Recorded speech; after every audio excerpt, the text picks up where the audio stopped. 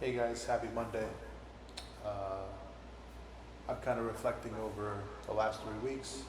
We had a 3 series of PFL second half of the regular season events from Atlanta, Georgia at the OTE Arena. And on Friday we had fights in the welterweight and lightweight divisions. So the semifinals are set in those categories as well. We had a fight that, in my opinion, is probably at least a contender for fight of the year. Nayib and Cachorro Lopez squared off against the Prince, Magomed Molotov. Both of them were undefeated, and I don't know how El Cachorro made it out of the first round. I mean, he showed a ton of heart, a ton of grit. Just you know, he's a tough guy, tough bastard in there, and he won over a lot of new fans.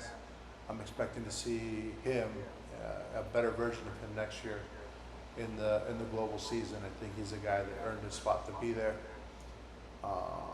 Definitely, he's going to learn a lot from that first loss, but definitely a guy that can walk proud, knowing that he left it all in there. Another Mexican was on the card too, Brian Socher. We saw him first in one of the Challenger Series events last year, and he's a kid that's an upcoming talent. He trains in Las Vegas with some guys I know that I got to coach for a little bit.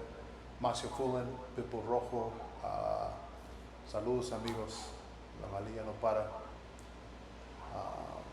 Socher, every time we see the kid, he's evolving, he's getting more comfortable, he's taking more risks, and he's finishing fights. So definitely think he's a kid that we're going to see enter the global season, hopefully next year.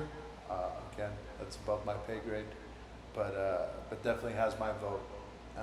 And then obviously both of last year's champs in the lightweight and welterweight division gave us higher that real finishes. Sada Busi with that spinning wheel kick, and then man, what can you say about OAM? He is the Canadian gangster. That was a gangster finish and a gangster way to end the night. Beautiful knockout against a very, very tough opponent. A kid that definitely brought it and was trying to push OAM. And honestly, like I said, Romero's a kid that I want to see back. He definitely has a future, and another one of those young talents that we found on the Challenger Series that has proven to be, top notch. So all the matches are set. The semifinals are done. We don't have another regular season event until August 4th from San Antonio, Texas. But definitely tune in to the Berlin event for PFL Europe. Huge shout out to my boys that are going out there from the PFL.